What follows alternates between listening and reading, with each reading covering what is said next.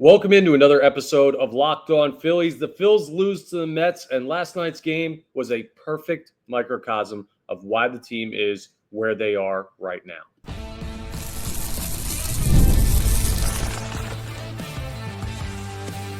You are Locked On Phillies, your daily Philadelphia Phillies podcast.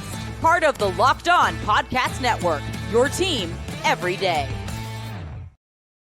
Yes, this is Locked On Phillies. I'm your host, Connor Thomas. Thank you so much for joining us today. We come to you as part of the Locked On Podcast Network, your team every day.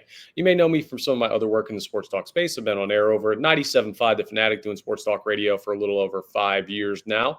Been a credentialed Philadelphia Phillies media member for 4 seasons, and this is now my 4th year as the host of Locked On Phillies. Please make sure that you're rating and reviewing if you're checking us out in podcast form, subscribing to the YouTube.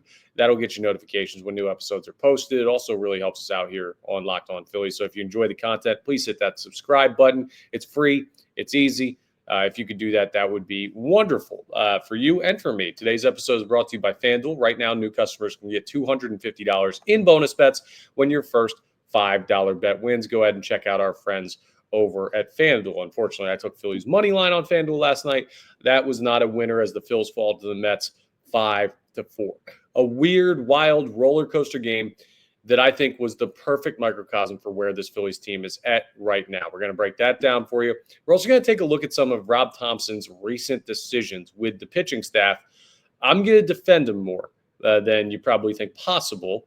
And there's good reasoning, at least by my logic, for that. And we're going to wrap up with a look at Game 2 of the series with the Mets, a chance for the Phillies to bounce back. How did they do that with Cristopher Sanchez on the mound? We will get into that. But let's cover last night first, because last night was weird, man. It was a weird game. So you come out of the gates, and Aaron Nola gives up a leadoff home run to Francisco Lindor.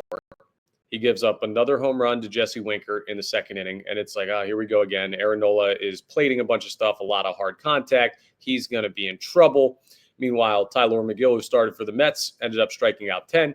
He had his really good stuff, and he was attacking the zone, and the Phillies weren't really chasing all that much. They just they weren't creating offense.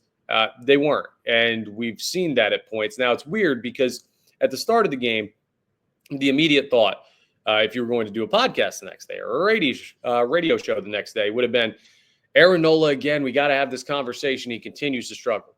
And then he settled in. Juan Soto hit, I'm going to estimate it about 700-foot home run, 3-run bomb that would have made it 5-0. That was just wow, okay, this one's over. And then after he already rounds the bases, they review it. It went to the right of the foul pole. He ends up getting out, grounding out to first base. So that 3-run home run's wiped out. And Aaron Nola got out of the second and third with 1-out jam in that inning. And Nola ended up only allowing 2 runs himself. Now, he did end up with 4 earned because of inherited runners, because Jose Ruiz came out of the pen late in this game in the 7th inning and ended up giving up a bomb again to Francisco Lindor. So it's weird, right? First and foremost, the Phillies' starting pitching has been good, but Aaron Nola has not been good enough. And it seems like they don't have enough consistent high-level starting pitching right now that you would expect. Now, part of that is Ranger Suarez not being here and having to throw time on Walker. Part of that is Aaron Nola not having his best stuff. The velocity was, again, down last night. We'll see if that ticks up when the weather's warmer. He seems to believe by his comments it will be, but that's the first and foremost. It's you'll get 2 good starts, 1 bad start, and that'll win you series. But with where the expectations are at for this team, it's good, but not good enough. Right? You should have high bars set for players and this team in general, and the Phillies haven't quite reached that to this point. Still very early in the season, so it's not panic button time by any stretch. But that was a theme of the season that you saw last night. Another theme of the season is the Phillies' approach has clearly changed at the plate. They're not chasing, like I was just saying. Those 10 strikeouts that Tylor Megill had were not all of these breaking balls low and away from guys, and they're just swinging out of their shoes at him. No, he was he got a couple backwards Ks. He was throwing the fastball for strikeouts. I mean, he had good stuff, and he attacked the Phillies hitters, and that's not an excuse, right? Oh, at least they had a good approach. I'm just saying it's if anyone's like, oh, same approach, same team, they're still striking out a bunch. Well, they're doing it in a different way. Not saying good or bad, just different. What I will say is a lot of criticism of the offense was they don't have the right approach. They changed it, or at least they have to this point. We will see if that continues. You saw that again last night, and it's like, okay, well, yeah, we've seen that this year. It just hasn't yielded the most consistent results yet. They got on base late. They ended up with 7 hits and 4 runs in this game, but all 4 of those runs came in the top of the 9th inning with a Bryson Stott home run off of Edwin Diaz, which was a remarkable piece of hitting. He gets down, 2 strikes on him, and you expect him to get like this wipeout slider in on his front leg, and then next thing you know, plated fastball, and he punishes it. And all of a sudden, because the Phillies had already scored a run in the frame, it's not 5-4, and you're like, whoa, are they really going to do this? So mashing bullpens is something that we've seen from the Philadelphia Phillies throughout the year. I mean, take the Giants series out of it because the Giants bullpen is really, really darn good, but they've been consistently doing that. And then the bullpen with Jose Ruiz, we already talked about giving up a run. That's kind of been the story this year. And even we're going to talk more about this coming up, Rob Thomson's decision-making. Even sending Aaron Nola out for the 7th inning after getting hit hard through the first 6, but surviving with only 2 runs given up is a theme of the season that's been wrapped into just the reaction of last night's game, where you have to manage the starting pitchers differently than you normally would because you don't have the bullpen performance that you need, right? All of that is all stuff that we've seen all year from the Philadelphia Phillies. Quiet to start against starters, okay starting pitching, but not consistent enough from a day-to-day basis.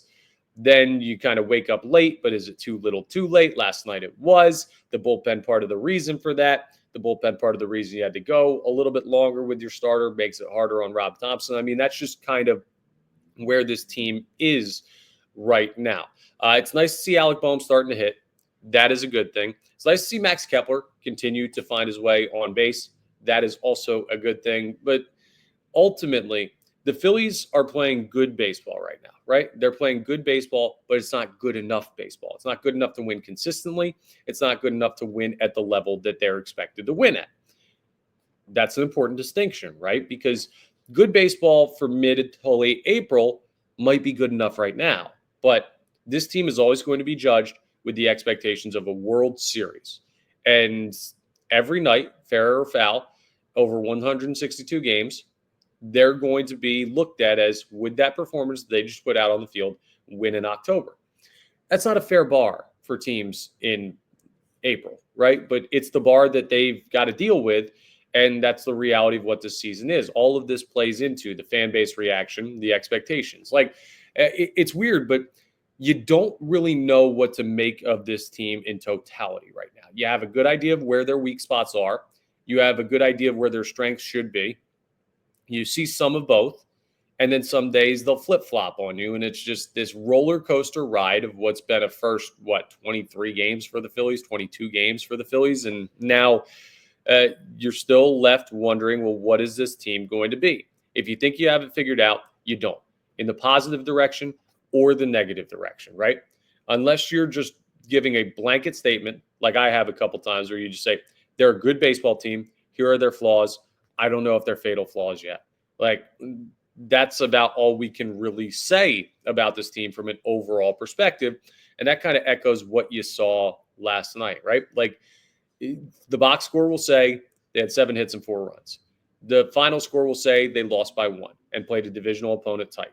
Went on the road to Citi Field, gave it their best shot, didn't win game 1, chance to bounce back in game 2. But watching the game, there's so many more ups and downs of that. Missed opportunities by the offense, home runs given up by Aaron Nola, innings with a lot of base runners that he's working out of trouble for. Like, honestly, in this game where the score was 4-5, it did not feel remotely that close. And part of that is because the Phillies didn't score till late. But even looking at the box score and the amount of hits, I mean, it's wild. The Mets had 8 hits. The Phillies had 7. Just happened to be that the Mets left the yard 3 times and the Phillies only hit 1 home run. And that home run was a big one for them. But they're getting on base. They're not cashing in when they do get on base. They still have one of the top, I think they're top 3 in on-base percentage in baseball right now, which should be a major step in the right direction for a team that had trouble with strikeouts last year and really the main way they scored was just the big home run swing. Well, that doesn't seem to be what the numbers are telling you this team should be doing. They might just need a couple things to start falling their way. And it's a long season, and in baseball, it will, right? It's not a 17-game NFL season where if you have a month where things aren't going your way, you might be screwed. Like, I know we get caught up in watching the day-to-day of this team, and as a fan, you absolutely have that right, but just don't take it too far to be like, this team stinks. Now, if anyone's overly worried about Aaron Nola's 0-5 start, which is a historic mark for a bad start to a season for Phillies pitcher. Like, only, I think it's happened 4 times in franchise history where a Phillies pitcher has lost their first 5 starts. Last night, he ended up going like 6 innings worth of work were 2 earned runs. And in the 7th, he had some runners that Jose Ruiz inherited that were credited to him, and they should have been. But it's just, it's weird that people are going to have strong reactions one way or another. And probably to this point in the Phillies season, we should have a little bit more patience, but we can't do that because, well, we're going to react to what this team does. Weird game. I'm not making grand proclamations based on it, but I am saying it was sneaky accurate as to what the season has been so far for the Philadelphia Phillies. It's not the worst thing, but it's also not a good thing. So we're going to have to figure out how they can bounce back in game 2. The good news is this was the tough game of the series, right? With Cristopher Sanchez throwing tonight, with Zach Wheeler throwing in game 3, you should have a pretty darn good chance to win both of those games. You win 2 out of 3 against the Mets, you'll absolutely take that, especially on the road. But last night was not a fun game, even though it ended up looking close by the final score. Now, Rob Thomson has been criticized a lot lately on some recent decisions with the pitching staff. I'm going to defend Topper coming up, not by feel, not by vibe, not by emotion, no, by simple logic with what he is dealing with right now. And we'll see if you guys buy my explanation of why I'm not as upset with Rob Thomson as some people in the fan base are over the past couple games. We'll talk about that as we continue today's episode of Locked On Phillies. Let's talk about FanDuel first, though. They bring you today's episode, and they're also the place where you can bet the NBA playoffs. They're here, and FanDuel is giving new customers an incredible way to get in on the action right now. When you join FanDuel and place your first $5 bet, you're going to get $250 in bonus bets if your first bet wins. I love how FanDuel makes betting super easy, whether it's just picking your favorite team. Well, it didn't work for me last night. I bet the Phillies, but that's okay. I think I'm going to bet them the next 2 games too. Or maybe you dive into some player props. Would have been a good night to have Tyler McGill strikeouts over. They've got everything you want to bet on. And with the NBA playoffs, well, from 3-pointers to steals to assists, FanDuel has so many ways to bet your favorite player props. Plus, after the game tips off, you can even combine live prop bets into a same-game parlay for a chance to win big. So don't miss out. Head to FanDuel.com and claim your $250 in bonus bets today. That's FanDuel.com. This Rob Thomson conversation is a very interesting one because there have been some people who have questioned the decisions made by Rob Thomson over. Let's just look at the last 3 let's go 3 games. So there's 4 major decisions that we're going to look at by Rob Thomson. The first, and we're just going in chronological order, pulling Taijuan Walker after 4 innings worth of work in game 2 against the Marlins. The second, leaving Jordan Romano in the game as long as he did in that same game to give up 6 runs and make it an 11-10 finish.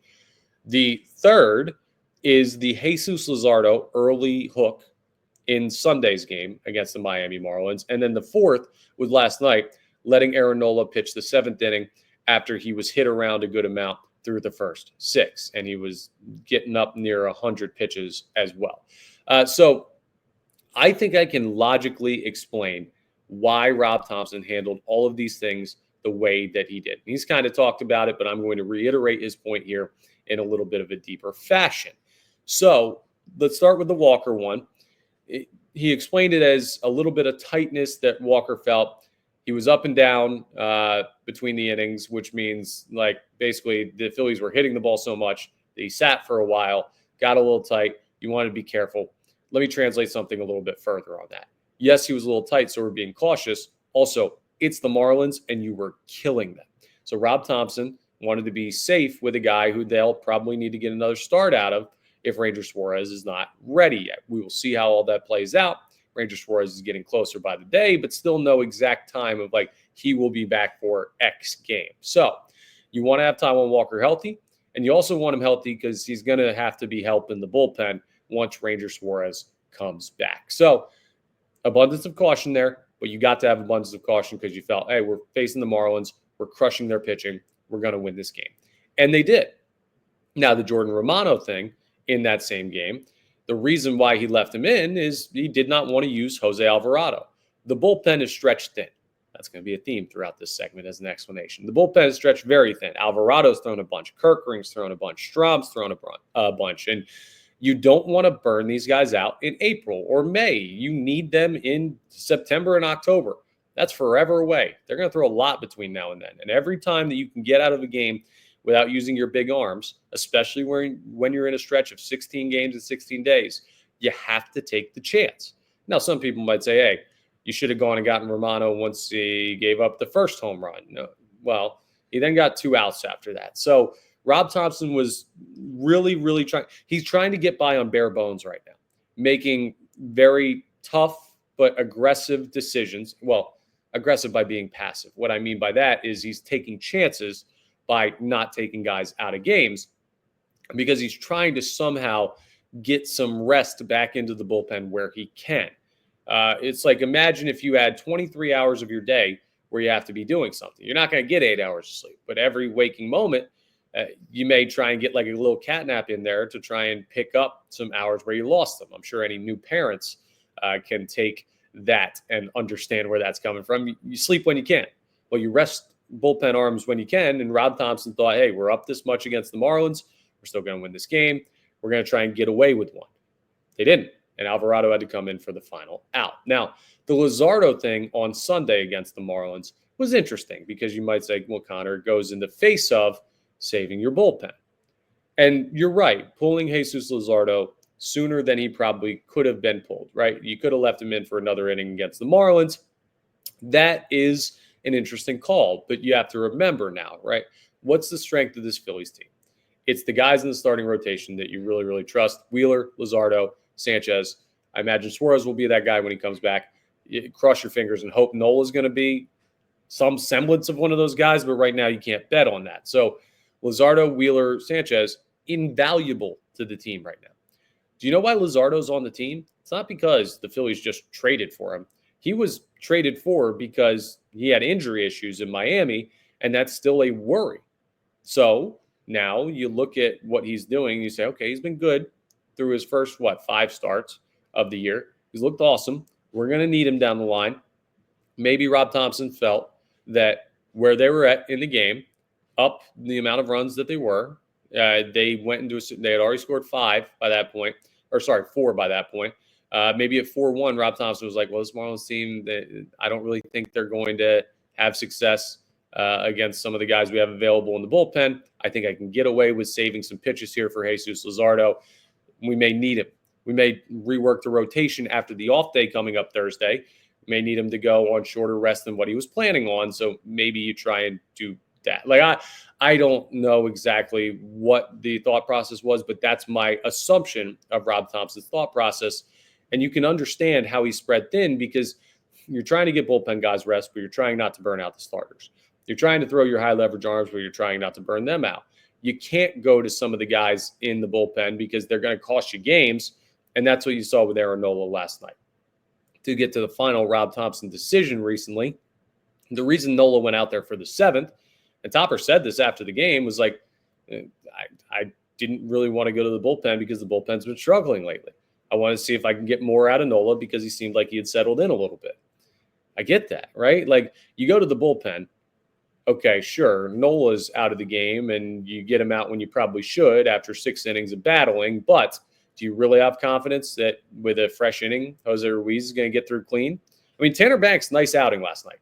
3 strikeouts, right? I believe struck out 3. Got through an inning clean, though, with a couple of strikeouts at least. And you see that and you say, okay, encouraging, I guess, but it's not really something that outweighs the bad that you've seen from these guys. Like, you can't get through the late innings of a game with the way the Phillies bullpen are right now without using your big-time arms. And the big-time arms, because you only have 2.5 of them with Orion Kirkring struggling a little bit, you can't get through every game with them. They're going to have off days. So the Nola staying in thing was clearly I don't trust my bullpen. Nola's got to try and get us through one more so we can maybe get to the high leverage innings, and he didn't. But what do you want him to do, right, in any of those situations? Like, you want to burn Alvarado on a 5-run lead in the 9th inning of a game against the Marlins, so you're probably going to win anyway, and you did. Those are innings he doesn't need. Those are pitches he doesn't need. You're going to pitch Taijuan Walker if he's a little tight, risk injury, and then you're in a deeper hole with your pitching staff? No. You're going to let Luzardo go? That's the most questionable one on Sunday. But even then, what is this team without Jesus Luzardo in the starting rotation? Andrew Painter's not coming up anytime soon.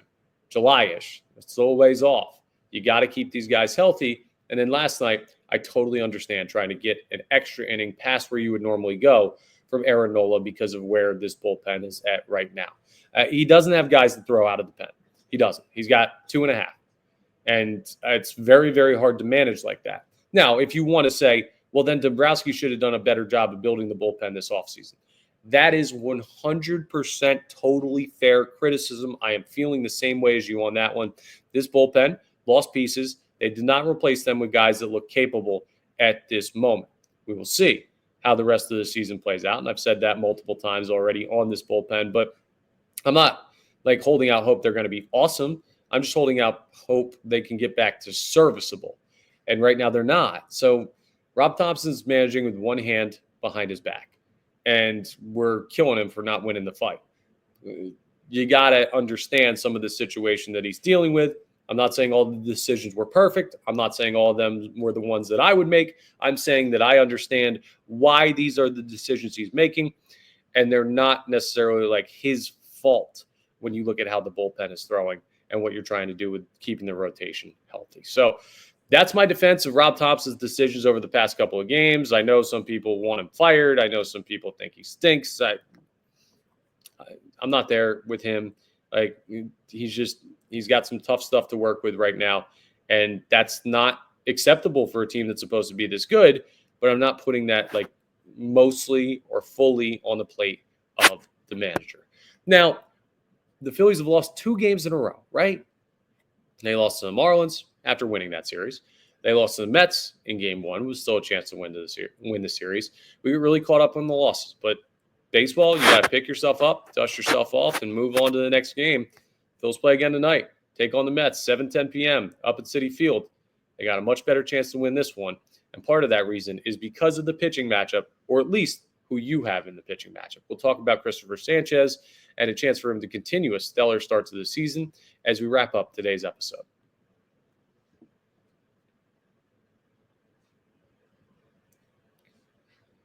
Phils-Mets Game 2 tonight, 7:10 p.m. from Citi Field.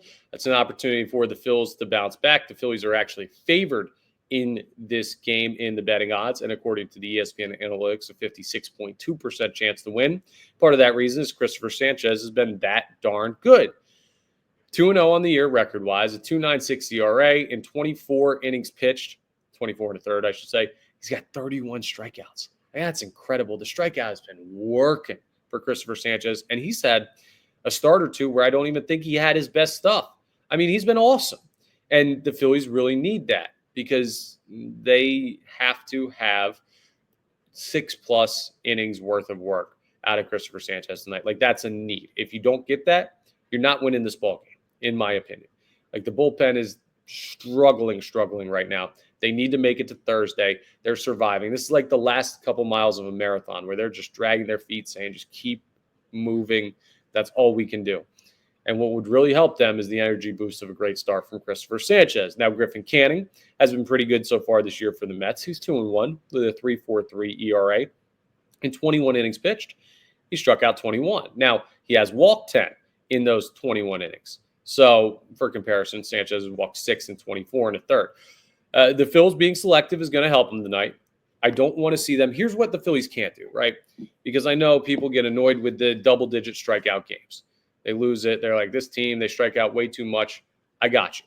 Strikeouts should annoy any fan base. They're part of the game. you're going to have those days. But what you cannot do if you're the Phillies, and I have not seen signs of that yet this year, and I hope I don't this year, is say, man, we got to change the approach and be more aggressive.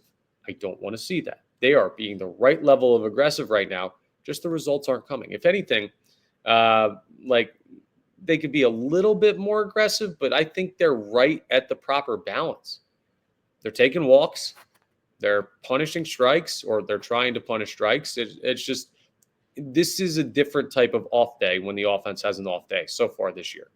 You can't start trying to produce offense by forcing it, because that's how you start swinging stuff out of the zone. That's how you turn into last year and the year before and the year before's team, and you end up getting yourself out. And all that's going to do is compound the issues that we've seen with the Phillies offense. So you got to still be selective. And tonight you get a pitcher in Griffin Canning, another righty, who gives you that opportunity. I really like what I've seen, by the way, and we'll see if this continues tonight. What I've seen out of Bryson Stott in the leadoff spot. He is making me every night, it seems, eat my words about I don't like him in the leadoff spot. I can't trust him consistently enough. I'd rather see Turner or Schwarber. Stott's been really darn good. So I'm going to be looking at him at the top of the lineup again. A lefty-righty situation, set the table. Maybe the Phils get something going early in this one, so you don't have to sit around till the ninth inning to figure out if they're going to get shut out or not. Jumping on Griffin Canning early and getting 6+ innings out of Cristopher Sanchez is the blueprint for this game. Don't wait around to get to the bullpen. Don't wait around until the 6th or 7th inning to cash in on opportunities. No, jump on them quickly and then battle. But that brings up an internal struggle for Rob Thomson. If they get up early, am I more conservative with how long I use Cristopher Sanchez? And if you're more conservative, who do you go to in the bullpen? It's this very tough balance to be struck with the Phillies right now, when you're trying to preserve the starters, but also trying to preserve the bullpen, but also trying to find the proper output for the offense. And no one can affect that but the players themselves, but they just haven't had stuff like pay off all that much so far this year. The Marlins series, they had a lot of swings pay off. Naturally, well, you're not going to score 11 runs and what they did in the first and third games as well. Like that, they're not going to hit teams like they hit the Marlins pitching consistently enough. So maybe we'll see another one of those breakout offensive games. I imagine all of these games in the series are going to be tight ones, like you ended up seeing last night, even though I said in segment one that game wasn't as tight as the score indicates. All the numbers say they ended up in a similar place to the Mets, just a run short and some missed opportunities. A swing here, swing there, that game is totally different. A pitch here, a pitch there, that game is totally different. So at least this team's showing fight. Here's something I will give them absolute credit for right now. His team does not go easy, right? We saw him go easy in 2 games against the Cardinals. And part of that, I think, was the long night in Atlanta before traveling and everything getting thrown off with that. But this team, they haven't been a lay down and die type of team. And there are a lot of teams, there are some teams in baseball that are lay down and die teams. They get down, shoulders sag, they can't figure it out. This team is going to fight till the bitter end, and that's credit to them, and that's also credit to the pedigree they built over 3 straight years of postseason experiences and playing in some of the biggest moments in the sport. But I'm looking at Bryson Stott to continue to be hot. I'm looking at Max Kepler to continue to get on base. I know I said he was going to go yard against the Miami Marlins over the weekend. He did not. So maybe I'll push off that prediction until like the next 2 games of this series against the Mets. I don't know. I want to see the power come back from him. He's getting on base. I also think Kyle Schwarber's due for another bomb. Maybe tonight's the night against the righty. I'm looking at the lefties tonight to get things going and being kind of the table setters for the offensive tone for the game. I think the Phils win tonight. I think Cristopher Sanchez dazzles. It will also be very impressive if he does have another great start, because he's much better at home than he is on the road. He goes into Citi Field for the first time since a really strong performance in the postseason last year. He threw it home actually, right? Yeah. So he goes in there, he faces his team on the road. We will see if he can face a lineup like this and have success away from Citizens Bank Park, which would make you feel even better about what Sanchez has done so far this year. Again, top 6 in Cy Young odds right now. If you were going to bet on it, you need him to look like that guy tonight. But if the Phils bounce back, all of a sudden it's 1 game apiece, and we feel silly for saying fire the manager after game 1, right? Which is why I'm not doing that. You got to take the series in full, not just 1 game at a time. That's all we have to react to is the first game. But I think it's going to look better over the next 2 games for the Fightins up in New York. Get better, because I hate losing to the Mets. That's all for today's episode of Locked On Phillies. And tomorrow's episode, of course, we're going to react to tonight's game and take a look at the final game of a big NL East series between these 2 teams. So plenty more to get into as the week continues. But that's all for today's episode. As I said, thank you for joining us once again. We come to you as part of the Locked On Podcast Network, your team every day. Please make sure you're rating, reviewing, subscribing to the YouTube, all that great stuff that really helps us out here on Locked On Phillies. And I'll talk to you tomorrow on our next episode.